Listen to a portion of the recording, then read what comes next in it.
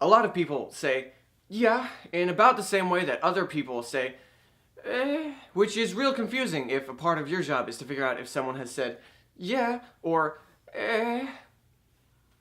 But why? There it is. That's the title. It's branded now. There's no more authenticity. Got that out of the way real quick. Go ahead and sell right the fuck out. So why did so many people in drive-thrus especially talk like they're wearing a poorly sized ball gag? On that note, are there sizes of ball gags? Can you make a wrong size work like a sock, or is it more of a shoe-like situation where it's going to be a problem eventually? Do you have to break in ball gags when you first get them? Endless questions. I do have some non-ball gag theories. Maybe they just did some lean, like they just drank a bunch of cough syrup and it's starting to kick in. Maybe they're doing a future impression, so it sounds exactly like they just drank a bunch of cough syrup and it's starting to kick in. Maybe all of his darker childhood memories involve like super direct questions, so all it really takes is that all for your order? And he's just over the edge, and all he can get out is just this frail, small sound. Maybe he's lived in this cult-like community his entire life, and their number one rule is that you have to use very vague questions. That way it's harder to figure out that it's a cult. So now it's his first time actually being asked a yes or no question. Of course he's not going to know how to react. What if he's actually a Japanese immigrant, but because he looks like the main character of most video games, people just assume that he speaks English, so he just kind of fakes the accent and just kind of grunts for what he's not sure on. Maybe, and this one's a little bit far-fetched, but maybe he just doesn't give a shit about his effect on other people.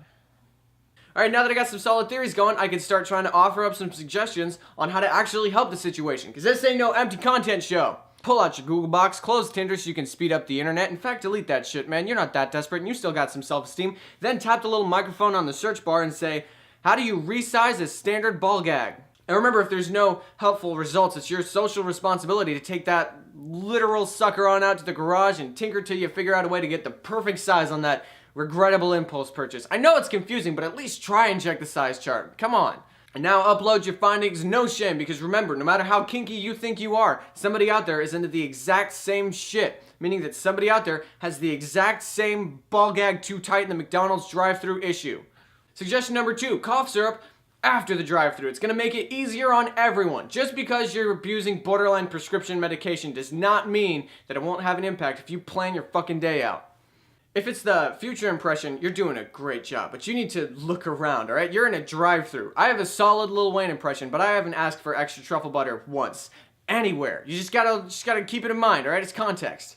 If it's the childhood thing, I think you need to start to accept that life is chaotic, and we often tend to see patterns out of there's just nothing. There's nothing there. You need to start trying to figure out why all of these memories seem connected in the first place, and start to accept the fact that they really have nothing to do with any fast food order. If it's the cult thing, it's really just about exposure. Sooner or later, you'll get used to how the real world works, like Mormons after they leave the door-to-door phase. It's also kind of the same for the immigrant thing, but I say let that stereotype shred and accent fly and watch the people that won't accept it weed themselves out of your life, like how I stopped trying to properly punctuate Facebook posts. It's Facebook. Everyone knows what I was trying to say. Stop taking it so seriously.